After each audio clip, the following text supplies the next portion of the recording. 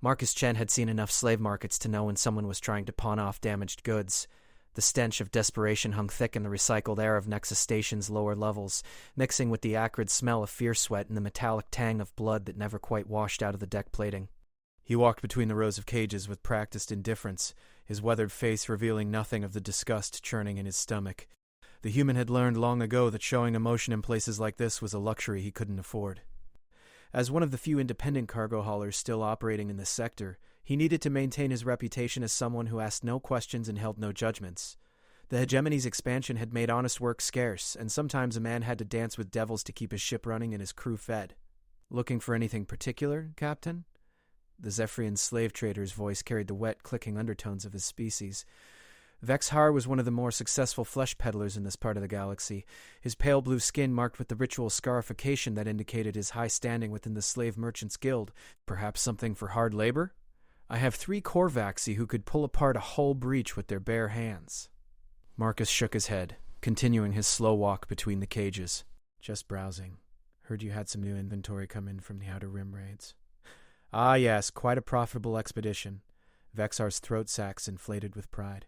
"The hegemony pays well for fresh specimens, especially the exotic ones, though I'm afraid most of the premium stock has already been claimed by the core world buyers." The cages stretched out in neat rows beneath the harsh glare of industrial lighting. Most contained the usual assortment of conquered species, Altarians with their distinctive blue-tinged skin, a handful of insectoid Kree workers, and several humans from the colony worlds that had fallen to the hegemony's latest expansion. Marcus noted the way they huddled together, eyes downcast, spirits already broken by whatever horrors they'd endured during capture and transport. It was in the back corner, almost hidden behind a stack of empty cargo containers, that Marcus found her. The Vulpine sat curled in the furthest corner of her cage, a small figure wrapped in the tattered remains of what had once been a flight suit. Her fur was a deep auburn color, marked with silver patterns that caught the light as she moved. Unlike the other prisoners, she wasn't cowering. Her large, luminous eyes tracked his movement with an intelligence that made something twist uncomfortably in Marcus's chest. "That one?" Vexar followed his gaze, mandibles clicking with amusement. "I was wondering if anyone would even notice her. Waste of good cage space, if you ask me." "Found her in the wreckage of a scout ship near the Kepler Nebula. Ship was completely destroyed, some kind of experimental drive malfunction. Amazing she survived at all, really." Marcus moved closer to the cage, studying the Vulpine more carefully. She appeared young, maybe equivalent to a human teenager, though with alien species it was often hard to tell. Her species was rare in this part of the galaxy. He'd only seen a few during his years of trading in the Outer Rim territories. What struck him most was the way she held herself. Despite the circumstances, despite the obvious signs of recent injury and malnutrition, there was something unbroken in her posture. "What's wrong with her?" Marcus asked, noting the way Vexhar's tone had shifted. "Wrong? Nothing's wrong exactly." The trader's throat sacs deflated slightly. "She just won't break. 3 weeks of standard conditioning protocols and she hasn't shown even the slightest submission response. Won't work, won't cooperate, barely eats. Most buyers want livestock they can put to immediate use, not a project that might never pay off." The Vulpine's ears twitched as they spoke, and Marcus realized she understood every word. Her eyes fixed on his face with an intensity that was almost uncomfortable. Most slaves learned quickly to avoid direct eye contact with potential buyers. It was seen as aggressive behavior that often resulted in punishment. This one stared at him like she was measuring his soul. "She speaks Standard?" Marcus asked. "Fluently. Multiple languages, actually. We think she might have been some kind of research assistant before." Vexhar made a dismissive gesture with one of his forearms. "Doesn't matter now, of course. Intelligence in a slave is only valuable if it comes with obedience. This one has too much fight left in her." Marcus crouched down beside the cage, bringing himself to the Vulpine's eye level. She didn't flinch away, didn't show any of the fear responses he'd expected. Instead, she tilted her head slightly, studying him with the same intensity he'd been showing her. "What's your name?" he asked quietly. For a long moment, she didn't respond. Then, in a voice roughened by disuse but still carrying the musical quality typical of her species, she said, "Does it matter? Names are for people, not property." The bitter edge in her tone made Marcus wince. Behind him, Vexhar laughed, a wet, unpleasant sound. "See? Attitude problem. The hegemony conditioning specialists couldn't break that out of her, and they have methods that would give you nightmares. I was going to send her to the mining colonies, see if hard labor and thin air might soften her up, but honestly, she'd probably just die out there. No profit in dead merchandise. How much? Marcus found himself asking. For her? Vexar seemed genuinely surprised. Captain, I assure you there are much better investments. The Corvaxi I mentioned earlier, for instance, or perhaps one of the human females from the colony raids. This Vulpine will bring you nothing but trouble. How much? Marcus repeated. The trader's throat sacs inflated and deflated in what Marcus recognized as the Zephyrian equivalent of a shrug. 12 credits. Just enough to cover the feeding costs and cage rental. Honestly, you'd be doing me a favor by taking her off my hands. 12 credits. Marcus had spent more than that on a single meal at some of the upscale stations. It was an insultingly low price for a sentient being, which told him everything he needed to know about how desperate Vex Har was to get rid of her. Deal. Marcus pulled out his credit chip, authorizing the transfer before he could talk himself out of it. The Vulpine's eyes widened slightly as Vexer processed the transaction. For the first time, Marcus saw something other than defiant intelligence in her expression, a flicker of surprise, maybe even hope. Pleasure doing business with you, Captain. Vexer handed him the ownership documents and a remote control for the Vulpine's restraint collar. Fair warning, though, you might want to keep that collar on high setting for the first few days. She bit the last handler who tried to move her, drew blood. Marcus pocketed the remote without activating it. Instead, he knelt down and began working on the cage's locking mechanism with his multi-tool. The Vulpine pressed herself against the back wall, watching his every movement with wary confusion. Easy, Marcus said softly, not looking directly at her as he worked. I'm not going to hurt you.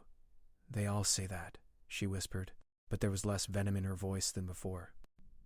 The lock clicked open, and Marcus swung the cage door wide. He stood back, giving her space to emerge on her own terms.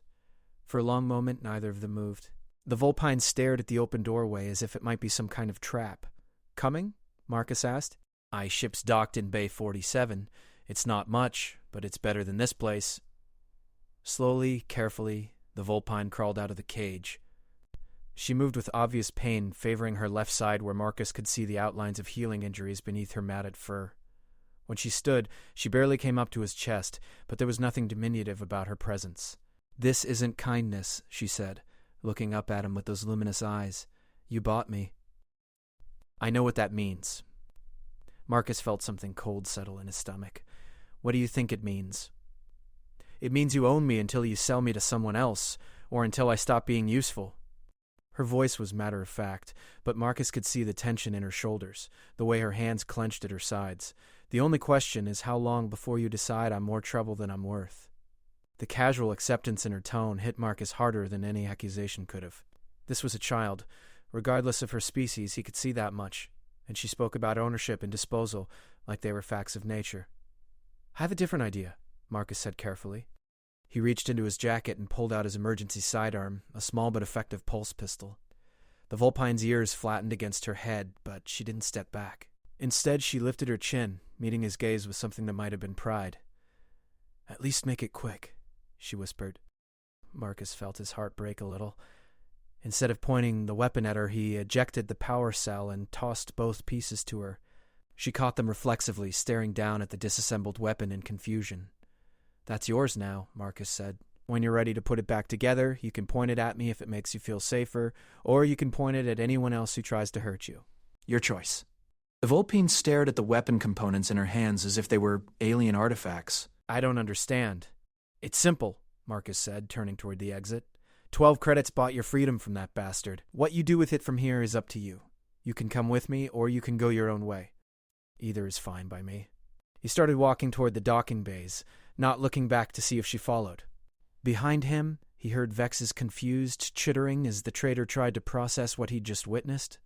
The sounds of the slave market continued around them, the quiet sobs of the broken, the harsh laughter of their captors, the endless commercial drone of flesh being reduced to commodity prices. Marcus was halfway to the docking ring when he heard light footsteps behind him.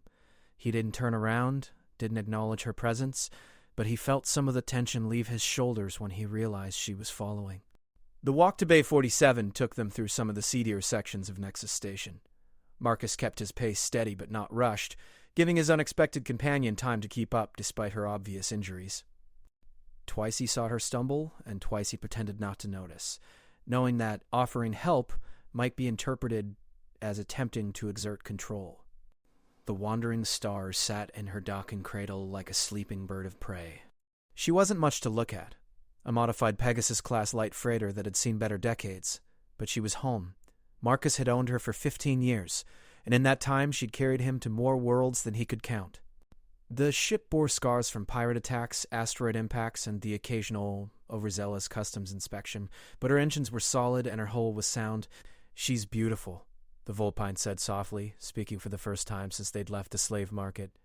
Marcus glanced back at her in surprise. Most people saw the wandering star as exactly what she was, an aging cargo hauler held together by stubbornness and spare parts. But looking at her through the Vulpine's eyes, he could almost see what she meant. After weeks in a cramped cage, even his battered old ship probably looked like freedom itself. "She'll get us where we need to go," Marcus said, activating the boarding ramp with his command codes. "Fair warning, though, I'm the only crew member right now, so it might get lonely." The Vulpine followed him up the ramp and into the ship's modest cargo bay. Marcus watched her take in her surroundings with obvious wonder. Her ears swiveled constantly, tracking the familiar sounds of a living ship, the hum of the life support systems, the distant vibration of the reactor core, the subtle creaks and settles of a hull adjusting to station gravity. "Where are we going?" she asked. Marcus realized he hadn't actually thought that far ahead. He'd bought her freedom on impulse, driven by something he didn't fully understand. Now he had to figure out what came next. "I've got a cargo run to the Centauri system," he said finally. "Medical supplies for one of the colony worlds. Nothing exciting, but it pays well enough. After that," he shrugged, "we'll figure it out." The Vulpine was still clutching the disassembled pistol components. She looked down at them, then back up at Marcus. "Why? Why what? Why did you buy me? Why are you being kind? What do you want from me?" Marcus considered the question seriously. The honest answer was that he wasn't entirely sure himself. Maybe it was the way she'd looked at him in that cage, not with fear or submission, but with a dignity that remained unbroken despite everything she'd endured. Maybe it was the knowledge that 12 credits was an insultingly small price for a life. Maybe he was just tired of seeing the galaxy's strong prey on its weak. "I grew up on a colony world called Haven's Rest," Marcus said finally. "Beautiful place, green valleys, clean air, cities that grew up around parks instead of the other way around. When I was 16, the hegemony decided our system had resources they needed, sent in their military to negotiate a new trade agreement." He paused, old memories surfacing despite his efforts to keep them buried. "My parents owned a small tech manufacturing company. Nothing major, just enough to keep the family comfortable. When they refused to sign over their patents to a hegemony corporation, they were arrested for economic terrorism. I never saw them again." The Vulpine had gone very still, listening with the intensity she'd shown in the cage. "I managed to get off-world on a cargo freighter," Marcus continued. "Spent the next few years learning to pilot, saved up enough to buy my own ship. Been running independent cargo ever since." He met her eyes. "I've seen what happens when people become property. I've seen what it does to them, and I've seen what it does to the ones doing the owning. I don't want any part of it." For a long moment, neither of them spoke. The Vulpine turned the weapon components over in her hands, studying them with obvious familiarity. "My name is Lyra," she said quietly. "Dr. Lyra Night Whisper. I am a xenobiologist specializing in cross-species neural interfaces. I was conducting research on the Kepler station when the hegemony attacked." Marcus nodded, filing away the information. A xenobiologist, that explained the intelligence he'd seen in her eyes, and possibly why the hegemony had been so interested in keeping her alive. "Well, Dr. Night Whisper," Marcus said, "welcome aboard the Wandering Star." Such as she is. Lyra's ears twitched in what he was beginning to recognize as the Vulpine equivalent of a smile. "Thank you, Captain Chen, for the freedom, and for trusting me with this." She held up the weapon components. "Everyone deserves the right to defend themselves," Marcus replied, "even if they never have to use it." As they stood there in the cargo bay of his aging freighter, neither of them could have imagined the chain of events they'd just set in motion. Marcus had thought he was simply doing the right thing for one individual. Lyra had thought she was accepting help from yet another captor who would eventually show his true colors. Neither of them realized that 12 credits had just purchased something far more valuable than freedom. It had bought the spark that would ignite a revolution across 3 sectors of the galaxy. But that was still to come. For now, It was enough that a broken Vulpine scientist had found sanctuary with a human cargo hauler who believed that dignity was not a commodity to be bought and sold. The universe, however, had other plans for both of them. 3 days into their journey to the Centauri system, Marcus began to understand why Vexar had been so eager to get rid of Lyra. It wasn't because she was difficult or uncooperative. Quite the opposite, actually. The problem was that she was brilliant, and brilliance in someone who had been enslaved was dangerous in ways that most people couldn't comprehend. Marcus discovered this when he found her in his ship's modest machine shop at 0300 hours, surrounded by disassembled components from half a dozen different systems. She'd not only reassembled the pistol he'd given her, but had somehow modified it to interface with the ship's power grid and targeting computers. The weapon that had been a simple sidearm was now something that could punch through military-grade armor plating. "Couldn't sleep?" Marcus asked, leaning against the doorframe and trying to keep his voice casual despite the fact that she'd apparently turned his machine shop into a weapons laboratory. Lyra's ears flattened slightly, a sign of embarrassment he was learning to recognize. "I'm sorry. I should have asked permission before taking apart your equipment. I'll put everything back exactly as it was." "That's not what I'm worried about," Marcus said, stepping into the workshop and examining her modifications. "This is impressive work. Military grade, actually. Where did you learn to do this?" "Neural interface research requires precise manipulation of both biological and mechanical systems," Lyra replied, her voice taking on the slightly detached tone she used when discussing her scientific background. "The theoretical principles are the same whether you're rewiring synapses or recalibrating targeting systems." Marcus picked up one of the modified components, noting the elegant efficiency of her work. Every connection was perfect, every modification served a specific purpose. This wasn't the work of someone with basic technical training. This was the work of someone who understood technology at a fundamental level. "Lyra," Marcus said carefully, "what exactly were you researching on Kepler Station?" For a moment she didn't answer. Her hand stilled on the component she'd been adjusting, and Marcus saw something flicker across her expression. Fear, maybe? Or something deeper. "Cross-species neural interfaces," she said finally. "Specifically, methods for allowing different species to share cognitive processing power through technological augmentation." Marcus felt something cold settle in his stomach. "You were working on collective consciousness technology?" "Not collective consciousness. Collaborative consciousness." Lyra's voice became more animated as she warmed to her subject, apparently forgetting her earlier reticence. "The difference is crucial. Collective consciousness implies loss of individual identity, a hive mind structure. What we were developing was a way for individuals to temporarily share specific cognitive abilities while maintaining their distinct personalities and decision-making autonomy." The implications hit Marcus like a physical blow. "The military applications were not the focus of our research," Lyra said firmly. "We were investigating medical applications.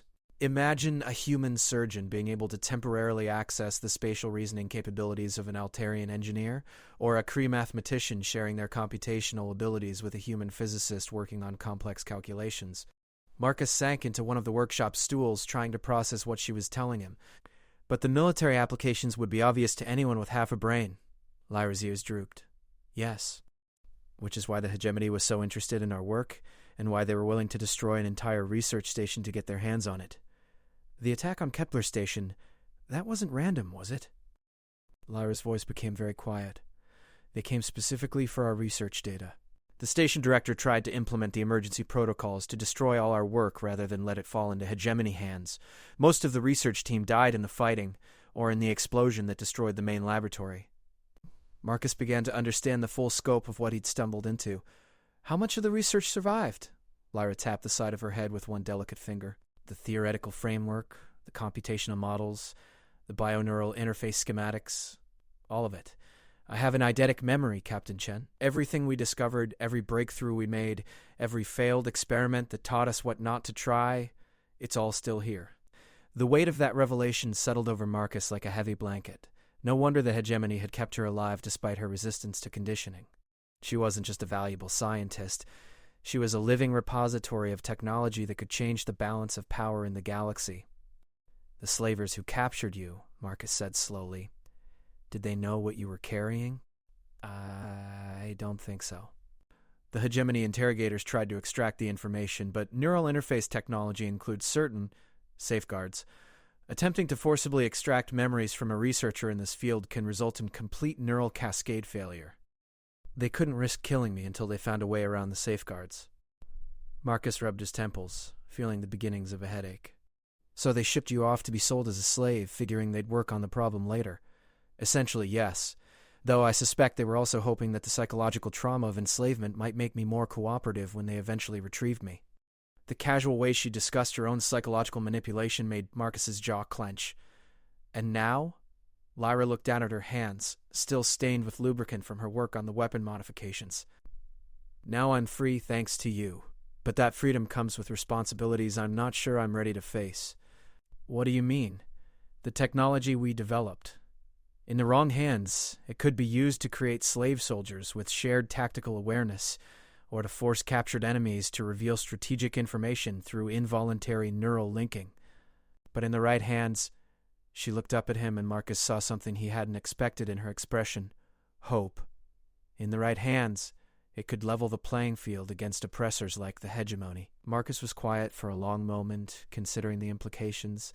He thought about the colonies that had fallen to hegemony expansion, about families torn apart and worlds stripped of their resources. He thought about the slave markets that operated openly in supposedly neutral space, and about the countless individuals who would never know freedom because the galaxy's power structures favored the strong over the just. What would you need? He heard himself asking. Lyra's ears perked up in surprise. I'm sorry? To continue your research. To develop the technology for the right reasons instead of the wrong ones. What would you need? Captain Chen, Marcus, you don't understand what you're suggesting.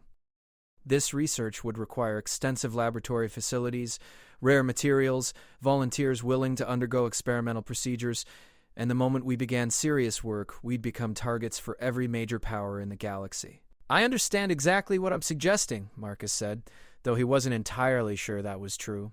I'm suggesting that maybe it's time someone did something about the way things are instead of just accepting them as inevitable. Lyra stared at him for a long moment, then laughed, a sound with more bitterness than humor. You realize that what you're proposing is essentially declaring war on the established order? The established order declared war on people like you and me a long time ago, Marcus replied. We're just finally talking about fighting back. The conversation was interrupted by the ship's communication system chirping an incoming message alert. Marcus frowned. They were still 3 days out from Centauri, and he wasn't expecting any communications until they reached the system. This is unusual, he muttered, making his way to the bridge with Lyra following close behind. The message was text-only, routed through several anonymous relay servers, standard procedure for sensitive communications in contested space. Marcus's frown deepened as he read the contents. Captain Chen, we are aware of your recent acquisition on Nexus Station. The individual in question possesses information of significant value to certain parties. We are prepared to offer substantial compensation for her return, no questions asked. Failure to comply may result in complications for your continued operations in this sector. You have 48 hours to respond. The message was unsigned, but Marcus had a good idea of its origin. The hegemony had resources throughout this part of the galaxy, and it wouldn't have taken them long to track Lyra's movements once they realized she was missing from the slave markets. They found us quickly, Lyra said, reading over his shoulder. Her voice was steady, but Marcus could see the tension in the set of her shoulders. 48 hours, Marcus mused. That suggests they don't know our exact location yet, or they'd have already moved to intercept us. What are you thinking? Marcus was quiet for a moment, weighing their options. The smart play would be to find the nearest station, transfer Lyra to another ship, and disappear into the shipping lanes until the heat died down. It was what any sensible cargo hauler would do when faced with pressure from a major galactic power. Instead, he found himself thinking about the weapon modifications Lyra had made in his machine shop, about the casual competence with which she'd improved his ship's systems in just 3 days, about the research that could change everything, locked away in the mind of someone who'd already suffered too much at the hands of people who saw sentient beings as commodities. I'm thinking, Marcus said slowly, that maybe it's time to stop running. Lyra's eyes widened. Marcus, you can't be serious. The hegemony has resources we can't even imagine. Military ships, intelligence networks, allies throughout the sector. What can one aging cargo hauler do against that? One aging cargo hauler with a brilliant xenobiologist aboard? Probably not much. Marcus turned away from the communication console and faced her directly. But what about one of those aging cargo hauler with a brilliant xenobiologist aboard, working with a network of other people who are tired of watching the galaxy's bullies kick sand in everyone's faces? What network? Lyra asked. though Marcus could see the spark of interest in her eyes despite her skepticism. "The one we're going to build," Marcus said. "There are a lot of independent operators out here. Cargo haulers, miners, salvage crews, researchers, colony defense forces. Most of them have been pushed around by the hegemony or groups like them. Most of them would love to push back if they thought they had a chance of winning." Lyra was quiet for a long moment, considering what he'd said. When she spoke again, her voice carried a note of something that might have been excitement. "The neural interface technology," she said slowly, "could provide exactly the kind of tactical coordination advantage that would allow smaller forces to compete with larger, more traditional military units." "Explain." "Individual ships or small squadrons using shared tactical awareness could coordinate their movements and attacks with a precision that would be impossible through conventional communication systems. A handful of converted cargo haulers could potentially outmaneuver and outfight much larger forces." Marcus felt something that might have been hope stir in his chest. "What would you need to start working on it? Basic laboratory equipment, raw materials for prototype construction, and volunteers willing to undergo neural interface implantation." Lyra paused, then looked at him with an expression he couldn't quite read. "The first volunteer would need to be someone I trust completely, someone willing to let me experiment on their brain while we work out the technical details." The implications of that statement hung in the air between them. Marcus realized she was asking if he would be willing to be her first test subject, to literally let her rewire his neural pathways in the hopes of creating something that could challenge the galaxy's existing power structures. "How dangerous is it?" he asked. "Honestly? Very. The early prototypes will be crude, prone to unexpected interactions with existing neural pathways. There's a significant risk of permanent brain damage, personality alteration, or death." Marcus considered this for a moment. "And if it works? If it works, we could give hope to every oppressed world, every enslaved population, every independent operator who's tired of being crushed under the boot of the powerful." Lyra's voice became stronger as she spoke. "We could build something that challenges the fundamental assumptions about how power works in this galaxy." The communications console chimed again with another incoming message. This time it was voice only, transmitted on an open frequency. "Wandering Star, this is Captain Thorm of the hegemony cruiser Dominance. We know you're out there, Chen, and we know what you're carrying. You have 12 hours to surrender the Vulpine and yourself for questioning. Failure to comply will result in your classification as enemy combatants."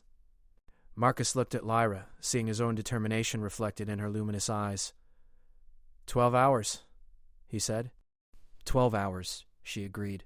Marcus activated the ship's general communications system. "Attention all stations and vessels within transmission range. This is Captain Marcus Chen of the independent cargo vessel Wandering Star. As of this moment, I am declaring my intention to resist hegemony interference in the free movement of sentient beings throughout this sector. Any vessels or crews interested in joining this resistance are invited to make contact on encrypted channel 7 Alpha." He closed the channel and turned to Lyra. "Think anyone will answer in 12 hours? Lyra shook her head. "Probably not. Building a resistance network takes time, trust, and resources we don't have." Marcus grinned, feeling more alive than he had in years. "Then I guess we'll just have to start small and work our way up." As if summoned by his words, the communications console began chiming with incoming messages. First 1, then 3, then a dozen independent operators requesting information about his transmission. Within an hour, they had responses from 43 different vessels scattered throughout the sector. The revolution had begun with 12 credits and a desperate gamble. But as Marcus and Lyra worked through the night, coordinating with ships and crews they'd never met but who shared their determination to fight back against oppression, it became clear that they'd tapped into something much larger than either of them had imagined.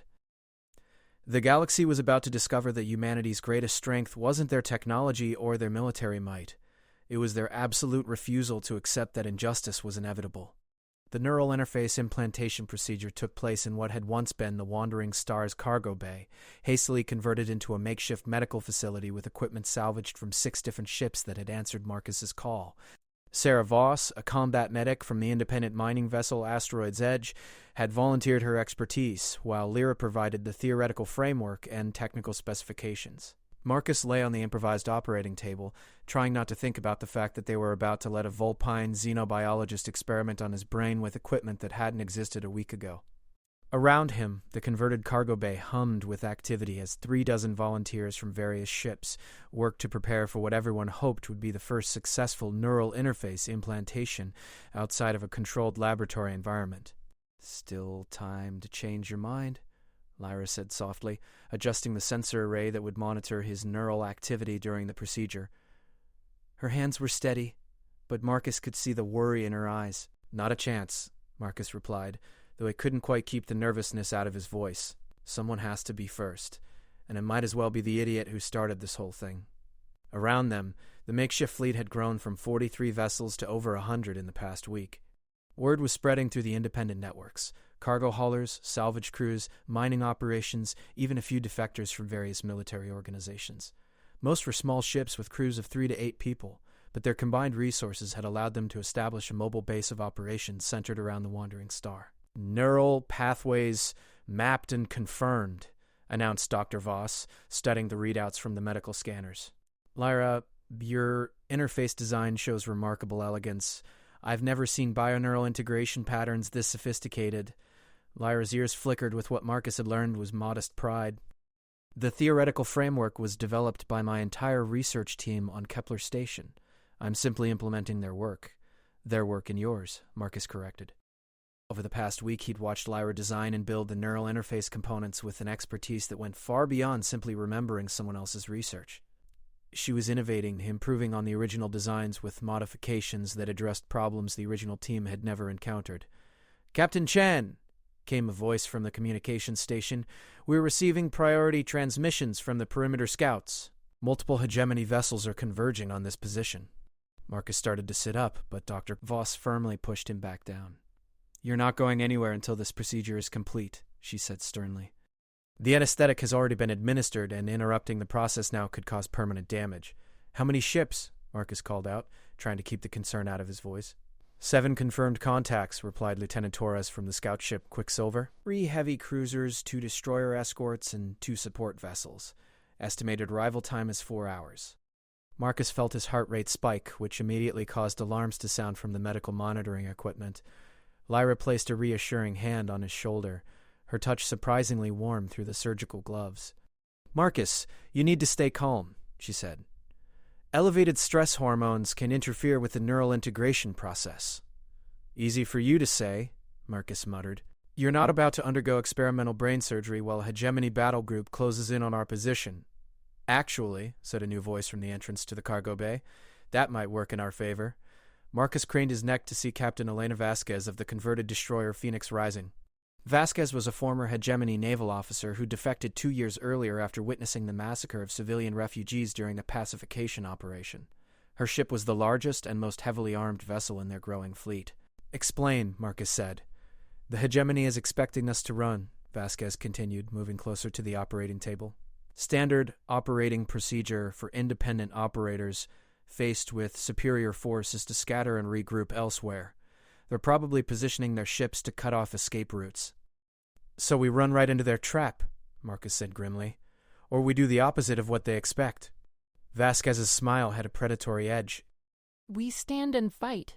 Dr. Voss looked up from her instruments with alarm. "Captain Vasquez, with respect, our combined fleet doesn't have a fraction of the firepower of a single hegemony heavy cruiser. This would be suicide." "Under normal circumstances, yes," Lyra said thoughtfully. "But if the neural interface implantation is successful, we might have options that conventional tactical thinking doesn't account for." Marcus felt a chill that had nothing to do with the anesthetic. "You want to field test experimental technology in actual combat? The alternative is to let the hegemony capture or destroy everything we've built here," Vasquez pointed out, "along with everyone who's joined our cause. At least this way we have a chance." "What kind of chance?" Marcus asked. Lyra was quiet for a moment, running calculations in her head. "The neural interface is designed to allow shared tactical awareness between linked individuals.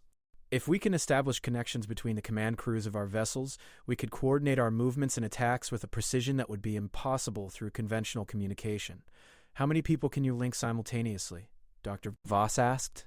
"Theoretically, the computational framework should support dozens of concurrent connections. But I've never tested it beyond basic 2-person linkage in laboratory conditions." Marcus closed his eyes, weighing their options. Around him, the improvised fleet represented the hopes of hundreds of people who were tired of being pushed around by galactic superpowers. If they ran now, they'd always be running. If they fought and lost, at least they'd have tried to make a difference. "Do it," he said finally. "The interface implantation first, then we'll see about testing it in combat." The next 3 hours passed in a blur of controlled chaos. Dr. Voss and Lyra worked with meticulous precision, installing the neural interface hardware while Marcus drifted in and out of consciousness. Meanwhile, the rest of the fleet prepared for battle, distributing ammunition and supplies, coordinating defensive formations, and saying what might be final goodbyes to loved ones. Marcus came fully awake to find Lyra leaning over him, her expression a mixture of exhaustion and cautious optimism. "How do you feel?" she asked. Marcus took mental inventory. There was a dull ache at the base of his skull where the interface hardware had been installed, but otherwise he felt surprisingly normal. "Like I've got the worst hangover in galactic history, but otherwise functional.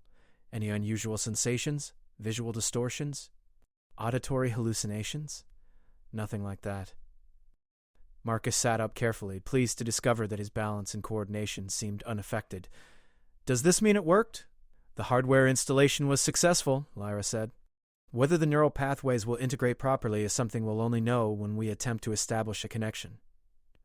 "Speaking of which," Captain Vasquez interrupted from across the cargo bay, "our window of opportunity is closing rapidly. Hegemony vessels are 2 hours out and closing fast." Marcus stood, testing his mobility.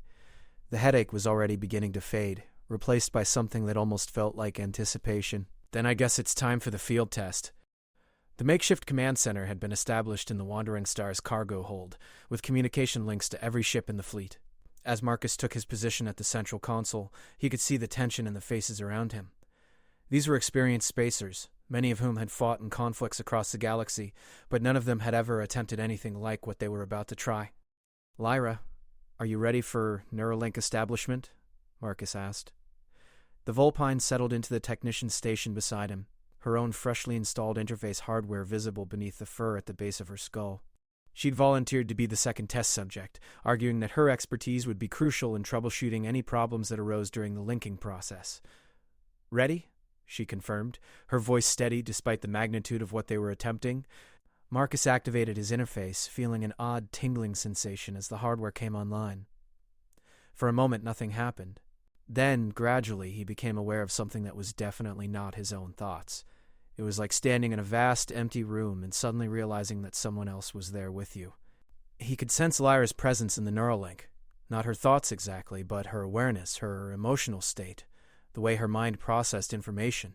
It was intimate in a way that normal communication could never be, and initially overwhelming. "I can feel you," he said aloud, though he realized that the words were unnecessary. The thought itself was shared between them. "And I can feel you," Lyra replied through the link. "Your tactical awareness, your spatial reasoning, the way you process threat assessments. This is remarkable, Marcus. The integration is far more complete than our models predicted." Around them, the command center crew watched in fascination as the two of them began to operate in perfect coordination. Marcus would begin to reach for a control, and Lyra would already be adjusting the related system. She would start to call up a tactical display, and he would already be analyzing the data before it appeared on screen. "Captain Chen," came the voice of Lieutenant Torres over the communications system, "we have visual confirmation of the hegemony fleet. They're moving into standard blockade formation."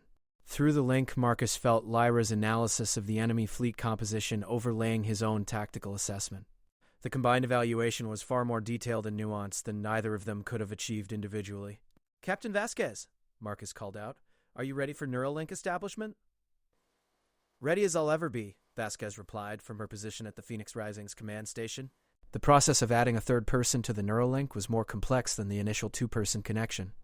Marcus felt a moment of disorientation as Vasquez's mind joined theirs, her decades of military experience and tactical knowledge integrating with their shared awareness. "This is incredible," Vasquez said, her voice filled with wonder. "I can see the entire tactical situation from all three perspectives simultaneously." "Can we add more?" Marcus asked. "Let's try," Lyra responded through the link. Over the next 30 minutes, they gradually expanded the neural network to include the command crews of 12 different vessels. Each edition brought new perspectives, new skills, and new tactical capabilities to their shared awareness.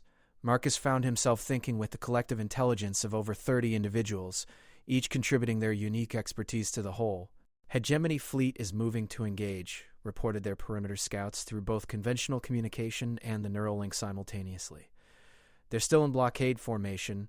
Looks like they're expecting us to try to break through their lines. Through the shared awareness of the neural link, Marcus could see the enemy formation with perfect clarity. The Hegemony commander was using a standard tactical deployment, positioning his heavy cruisers to block the most likely escape routes while keeping his destroyer escorts in reserve to respond to any breakthrough attempts. It was exactly the kind of predictable, by-the-book strategy that the Neuralink was designed to counter. "All ships," Marcus broadcast to the fleet, "prepare for engagement. Remember, we're not trying to win a slugging match, we're trying to prove a point." Through the Neuralink, the coordinated response was instantaneous. 115 vessels began moving in perfect synchronization, their pilots sharing a tactical awareness that allowed them to coordinate maneuvers that would have been impossible through conventional communication. The Hegemony fleet commander's first indication that something unusual was happening came when his sensors detected the independent fleet moving into an attack formation that defied every principle of conventional space combat. Instead of concentrating their forces for maximum firepower, the rebels were spreading out into a complex three-dimensional pattern that seemed to serve no obvious tactical purpose. "All vessels, commence attack run," Marcus ordered. What followed was unlike anything that had ever been seen in space combat. The rebel fleet moved like a single organism, each ship perfectly coordinated with every other. They flowed around the Hegemony defensive positions like water around stones, striking at weak points with surgical precision before vanishing into the void and reforming for the next attack. The heavy cruiser Dominance, flagship of the Hegemony force, found itself under attack from 6 different directions simultaneously. Her captain tried to bring her main guns to bear, but by the time they could be targeted, the attacking vessels had already moved to new positions. "This is impossible," Captain Thorne snarled from the Dominance's bridge. "How are they coordinating these maneuvers?" His tactical officer was staring at the sensor displays in disbelief. "Sir, their response time to our movements is instantaneous. It's like they can read our minds," which, Marcus reflected through the Neuralink, wasn't that far from the truth. The battle lasted only 40 minutes. When it was over, 2 Hegemony vessels had been disabled and captured, 3 more had suffered significant damage, and the remainder of the fleet was retreating toward Hegemony space. The independent fleet had suffered only minor casualties, a tribute to their newfound tactical coordination. As the last Hegemony ship disappeared into hyperspace, Marcus felt a sense of accomplishment flowing through the Neuralink from all 30-plus connected individuals. They had done more than win a battle. They had proven that the galaxy's existing power structures could be challenged. "Well," Captain Vasquez said through the link, her mental voice tinged with amazement, "I think we can officially say that the field test was successful." Marcus smiled, feeling the shared satisfaction of everyone connected to the neural network. Around them, the command center erupted in cheers as the crew realized what they had accomplished.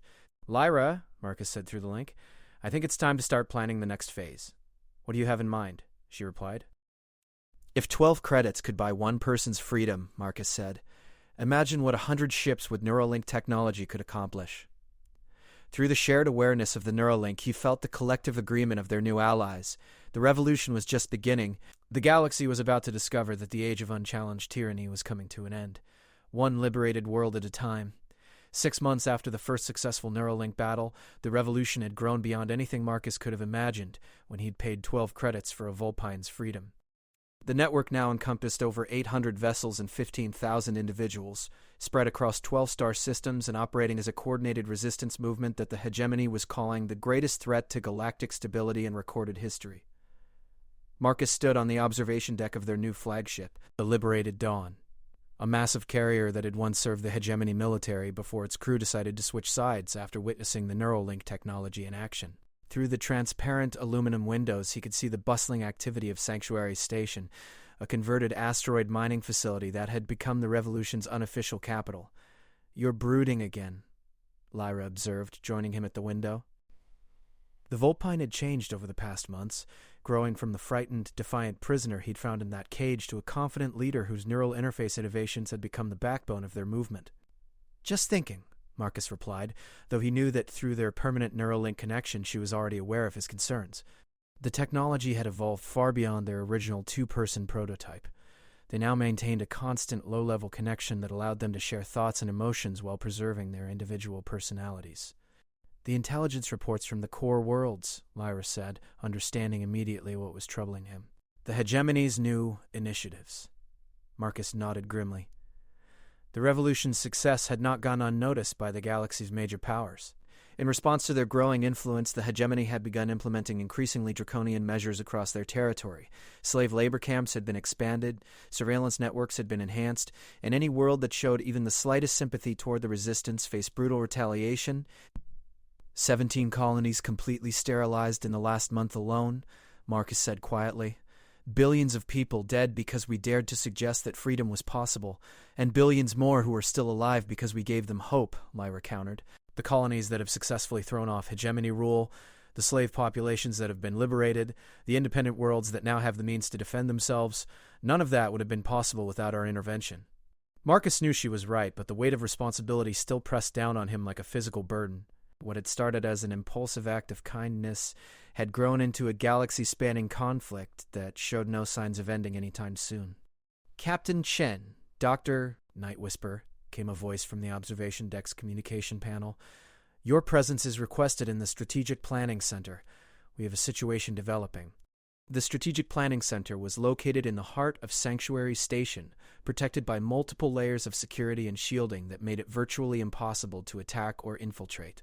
As Marcus and Lyra entered the vast circular chamber, they were greeted by the sight of dozens of holographic displays showing real-time information from across their network. Admiral Sarah Voss, the former combat medic, had been promoted to lead their military operations, was standing at the central command console, studying a tactical display that showed fleet movements throughout the sector. What's the situation? Marcus asked as he and Lyra joined her. We've intercepted hegemony communications indicating a massive military buildup in the Cygnus sector, Voss explained, highlighting the relevant data on the holographic display. Intelligence suggests they're preparing for something called Operation Final Solution. Lyra's ears flattened against her head, a sign of deep concern that Marcus had learned to recognize. That doesn't sound promising. It gets worse, Voss continued. Our agents in hegemony space report that they're moving military assets from across their entire territory to support this operation. We're talking about the largest fleet concentration in galactic history. Marcus studied the tactical display, noting the scale of the enemy buildup. What's their target? Unknown, but based on the positioning and timing, we believe they're preparing to launch a decisive strike against either our main fleet concentration or Sanctuary Station itself. The implications of that statement settled over the command center like a cold fog. Sanctuary Station wasn't just their military headquarters. It had become a symbol of hope for oppressed populations across the galaxy. Its destruction would be both a strategic and psychological blow that could shatter their movement. How long do we have? Lyra asked. Intelligence estimates 2 weeks until they're ready to move, Voss replied. Maybe 3 if we're lucky. Marcus was quiet for a moment, considering their options. Through the neural link, he could feel Lyra's mind racing through possibilities, analyzing tactical scenarios and strategic alternatives with the enhanced cognitive capabilities that their technology provided. We can't run, Marcus said finally. Too many people are depending on us, and abandoning Sanctuary Station would send a message to our allies that we're not committed to this fight. We can't win a conventional engagement either, Voss pointed out. Even with our Neuralink advantages, the disparity in numbers is too great. They'll have close to 10,000 ships at their disposal. Then we don't fight a conventional engagement, Lyra said thoughtfully. We fight the kind of engagement that plays to our strengths instead of theirs. Marcus felt a spark of interest through their neural connection. What do you have in mind?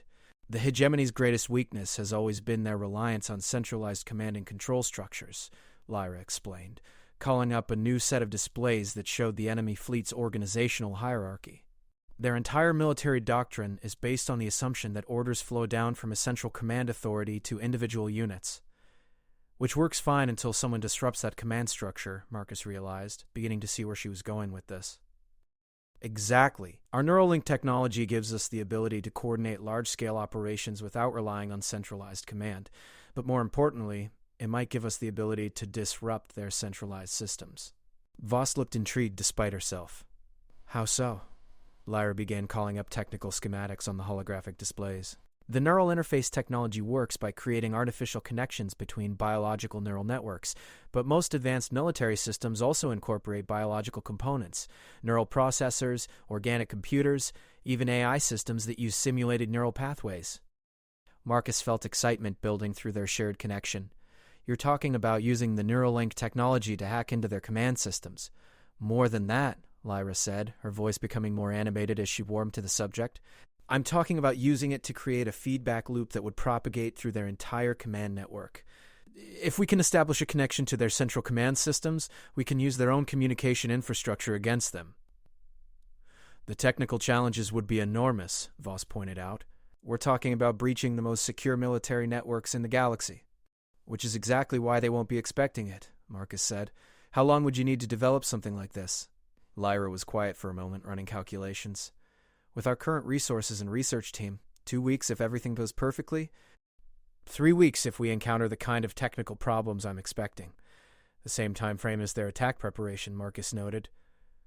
It's going to be close. There's another issue, Voss said reluctantly. Even if we can develop this capability, deploying it would require getting close enough to their command systems to establish a neural link connection. We're talking about infiltrating the most heavily defended fleet in galactic history. Marcus smiled grimly. Leave that part to me. The next 2 weeks were a blur of frantic activity as teams of researchers and technicians worked around the clock to develop what they were calling the Neural Cascade Protocol. The basic theory was sound. If they could establish a neural link connection to the biological components of the hegemony's command systems, they could potentially override those systems and turn the enemy fleet against itself. The practical implementation proved to be far more challenging than anyone had anticipated. The hegemony's military systems used sophisticated encryption and security protocols that made conventional hacking attempts virtually impossible. The Neuralink technology offered a way around those protections, but only if they could get close enough to establish a direct connection. Marcus found himself working closely with a team of former hegemony intelligence operatives who had defected to their cause. The plan they developed was audacious in its simplicity. A small infiltration team would use captured hegemony credentials to penetrate the enemy fleet's security perimeter, locate the flagship, and establish a Neuralink connection to its command systems. This is insane, Captain Elena Vasquez observed when Marcus outlined the plan to their senior leadership. You're talking about infiltrating a fleet of 10,000 ships with a team of 6 people. 7, Lyra corrected. I'm going with them. Absolutely not, Marcus said immediately, both aloud and through their neural link. This is going to be dangerous enough without the person who designed and built the Neural Cascade Protocol, Lyra interrupted, her mental voice carrying a tone of amused exasperation. Marcus, I'm the only one who fully understands how this technology works. If something goes wrong during the infiltration, you'll need me there to troubleshoot the problems in real time. Marcus wanted to argue, but he could feel through their connection that she'd already made up her mind. More than that, he could sense the logic behind her decision. The Neural Cascade Protocol was incredibly complex, and the chances of it working perfectly on the first attempt were vanishingly small. Fine, Marcus said reluctantly. But we do this my way. No unnecessary risks, and if things start to go wrong, we abort and try a different approach. Agreed, Lyra said. Though Marcus could sense her mental reservation about what exactly constituted an unnecessary risk, the infiltration team departed Sanctuary Station 3 days later aboard a captured hegemony courier vessel that had been modified with the latest Neuralink technology. In addition to Marcus and Lyra, the team included 4 specialists: Elena Vasquez as military advisor, Commander James Park as infiltration expert, Lieutenant Maria Santos as communications specialist, and Dr. Alex Thompson as backup technical support. The journey to the hegemony fleet concentration took 18 hours, during which the team reviewed their intelligence data and ran final tests on the Neural Cascade Protocol. As they approached the massive enemy formation, Marcus felt a combination of anticipation and dread that he shared with the rest of his team through their neural links. Visual contact with the enemy fleet, Lieutenant Santos reported from the pilot station. Holy hell, I've never seen anything like this. Through the ship's main view screen, Marcus could see the hegemony armada spread out before them like a metallic constellation. 10,000 ships arranged in perfect geometric formations, their hulls gleaming in the light of the local star. At the center of the formation, almost lost among the vast numbers, was their target, the command dreadnought Inevitable Victory. Transmitting approach codes now, Santos continued, her voice steady despite the magnitude of what they were attempting. So far, no response from fleet security. Marcus held his breath as they waited for the hegemony's response to their forged credentials. Through the Neuralink, he could feel the tension radiating from his teammates as they prepared for either acceptance or immediate destruction. Courier vessel, rapid progress. You are cleared for approach to the Inevitable Victory. Proceed to Docking Bay 7 and prepare for standard security screening. The collective sigh of relief from the infiltration team was audible even without the Neuralink. They had cleared the first hurdle, but Marcus knew that the real challenges were still ahead of them. The docking procedure went smoothly with their forged credentials holding up under the automated security scans. As they disembarked from their courier vessel, Marcus noted the impressive efficiency of the dreadnought's operations. Everything was clean, orderly, and running with military precision, exactly what he'd expected from the hegemony's premier command ship. "Security checkpoint ahead," Commander Park observed quietly through the Neuralink. 3 guards, standard weapons, biometric scanners. Our forged identities should hold up, but everyone needs to stay calm. Marcus felt the team's collective tension spike as they approached the checkpoint, but their falsified documentation proved sufficient to get them past the guards and into the ship's main corridors. From there, it was a matter of navigating to the command deck, where the ship's primary neural processors were located. "This is almost too easy," Dr. Thompson observed through the link as they moved through the dreadnought's passages without challenge. "Don't jinx it," Lyra replied, though Marcus could sense that she was thinking the same thing. In her experience, military operations that went too smoothly usually meant that something was wrong. They found the command deck exactly where their intelligence reports had indicated, but as they approached the entrance, Marcus began to understand why their infiltration had been so effortless. "Welcome, Captain Shen," said a familiar voice from behind them. "We've been expecting you." Marcus turned to find Captain Thorne of the former Hegemony cruiser Dominance, flanked by a full squad of armed security personnel. The man who had once commanded the fleet that had hunted them was now wearing the uniform of a Hegemony admiral, and his expression suggested that he was looking forward to settling their previous encounter. "Admiral Thorne," Marcus said calmly, though through the Neuralink he was already coordinating with his team for a potential escape attempt. "I have to admit I didn't expect to see you again." "The feeling is mutual," Thorne replied. "When our intelligence network reported that you were planning an infiltration mission, I volunteered to handle your reception personally. Call it professional curiosity." Marcus could feel Lyra's mind racing through their options, analyzing the security deployment and looking for weaknesses they could exploit. At the same time, Dr. Thompson and Commander Park were discreetly positioning themselves for maximum tactical advantage if the situation deteriorated into violence. "I suppose you're wondering how we knew about your plan?" Thorne continued conversationally. "The truth is your Neuralink technology is impressive, but it has one significant vulnerability that you've apparently overlooked." "Which is?" Marcus asked, though he was beginning to suspect what Thorne was going to say. "It works both ways," Thorne said with a cold smile. "When you establish neural connections between individuals, you create pathways that can be monitored and traced by anyone with the right equipment. We've been tracking your communications for months." The implications of that revelation hit Marcus like a physical blow. If the Hegemony could monitor their Neuralink communications, then everything they'd built could be compromised. Their tactical advantages, their coordination capabilities, even their strategic planning. All of it could be observed and countered by their enemies.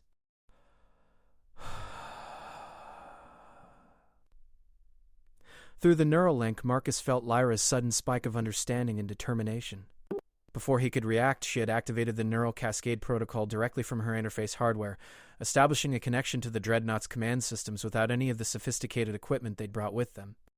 "Lyra, what are you doing?" Marcus demanded through their shared connection. "Something I should have realized from the beginning," she replied, her mental voice strained with effort as she fought to maintain the cascade connection against the ship's security protocols. "If they can monitor our communications, they can also be infected by them." Admiral Thorne's expression shifted from smug confidence to alarm as warning klaxons began sounding throughout the dreadnought. On the command deck behind them, control consoles began flickering and displaying error messages as the neural cascade protocol spread through the ship's systems. Thorne demanded, but Marcus was already moving, his team flowing around him in perfect coordination as they fought their way toward the command deck. "Something that's going to change everything," Marcus replied, as throughout the Hegemony fleet 10,000 ships began to experience cascading system failures that would turn their greatest strength into their ultimate weakness. The neural cascade spread through the Hegemony fleet like wildfire through dry timber. What Lyra had accomplished in that desperate moment aboard the Inevitable Victory was something that would be studied by military strategists for generations to come. She had turned the enemy's greatest advantage, their interconnected command network, into a weapon that destroyed them from within. Marcus watched through the Dreadnought's main view screen as ship after ship began to experience catastrophic system failures. Navigation computers turned vessels against their own escorts. Weapon systems targeted friendly ships instead of enemies. Communication networks broadcast contradictory orders that sent entire squadrons into chaotic confusion. Status report. Admiral Thorne barked at his command crew, though his voice carried less authority than it had moments earlier. Around the command deck, officers struggled to maintain control of systems that no longer responded to their input. Sir, we're showing cascading failures throughout the fleet network, reported the tactical officer, his voice tight with barely controlled panic.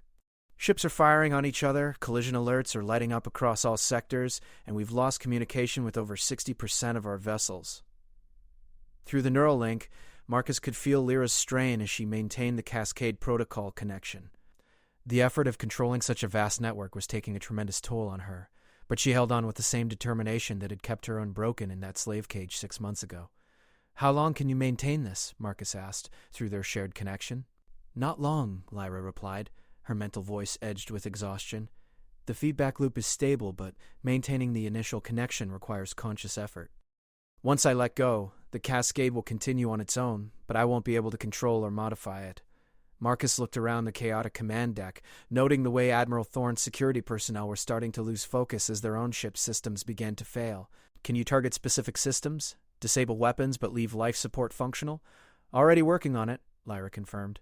The neural cascade is designed to target command and control systems specifically. Life support, artificial gravity, and basic navigation should remain functional even after the primary systems fail. The irony of the situation wasn't lost on Marcus. They had infiltrated the most powerful military formation in galactic history, been captured by their enemies, and were now watching that same fleet destroy itself from the inside out, all because Lyra had realized that their neural link technology could work in reverse. Sir, the Dreadnought's communications officer called out, we're receiving surrender requests from ships throughout the fleet.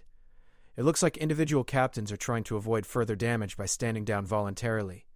Admiral Thorne's face had gone pale as he realized the magnitude of what was happening. How many ships have we lost? Lost, sir. Or surrendered? Both, damn it. Approximately 4,000 ships are showing various levels of system failure, with another 2,000 reporting voluntary surrender. The remaining vessels are attempting to withdraw from the operational area, but their navigation systems are compromised. Marcus felt a surge of amazement flow through the neural link from his team members. In less than 30 minutes, they had effectively neutralized the largest military fleet in galactic history without firing a single shot. Admiral, Marcus said, stepping forward with his hands visible but not raised in surrender, I think it's time we discussed terms. Thorne turned to face him, and Marcus was surprised to see resignation rather than anger in the man's expression. What kind of terms? The kind that stop this war before it destroys everything we're trying to protect, Marcus replied. Your fleet is disabled, your command structure is compromised, and your operational capability is effectively zero. You can continue to fight and watch your remaining ships tear each other apart, or you can help us find a way to end this conflict before more people die. Through the neural link, Marcus felt Lyra's approval of his approach. She had realized, as he had, that their ultimate goal wasn't to destroy the hegemony military.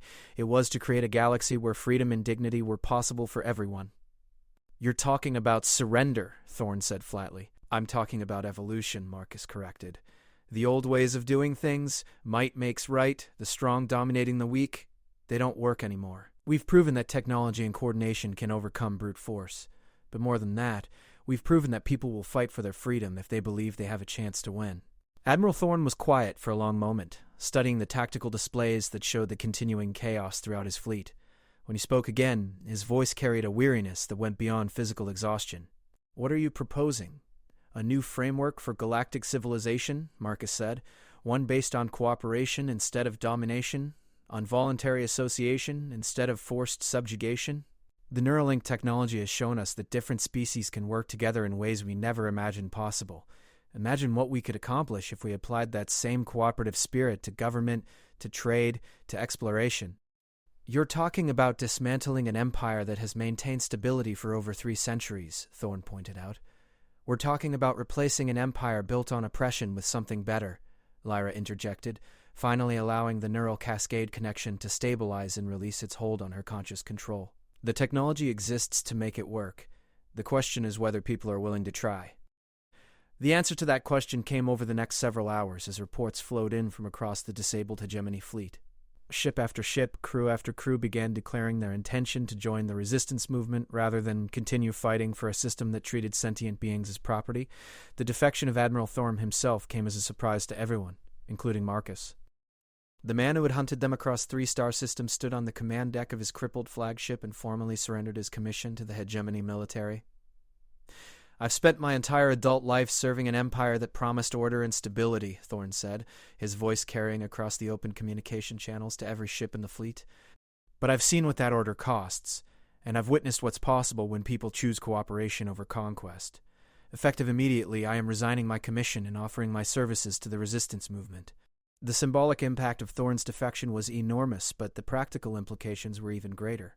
As word spread throughout hegemony space that their premier fleet commander had joined the resistance, military units across the Empire began questioning their own loyalty to a system that seemed increasingly isolated. Within A,